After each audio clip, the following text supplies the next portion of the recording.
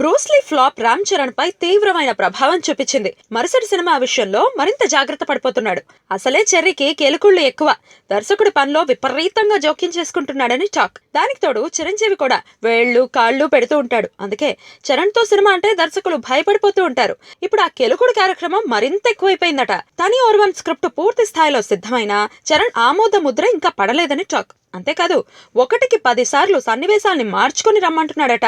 తని ఓర్వన్ స్క్రిప్ట్ ని తనకు పరిచయం ఉన్న వాళ్ళందరికీ వినిపించేసి వాళ్ళ అభిప్రాయం తీసుకుంటున్నాడట. ఒక్కొక్కరు ఒక్కో రకంగా సలహాలు ఇస్తుంటే వాటిని కూడా పరిగణలోకి తీసుకోమని సురేందర్ రెడ్డిని టార్చర్ పెడుతున్నాడని టాక్. దానికి తోడు అల్లు అరవింద్ కూడా ఒత్తిడి పెంచేస్తున్నాడట. కథా చర్చల్లో నటీనటుల ఎంపికలో అరవింద్ కలగజేసుకోవడం సురేందర్ రెడ్డిని బాధిస్తోందని తెలుస్తోంది. నా మీద నమ్మకం లేకపోతే ఈ ప్రాజెక్ట్ నేను చెయ్యలేను అని కూడా చాలా సార్లు చెప్పాడట.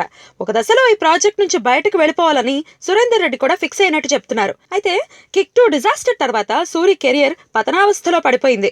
ఏదోలా ఈ సినిమాని హిట్ చేస్తే గానీ మళ్ళీ తనకి అవకాశాలు రావు. అందుకే అన్నిటినీ మౌనంగా భరిస్తున్నాడట.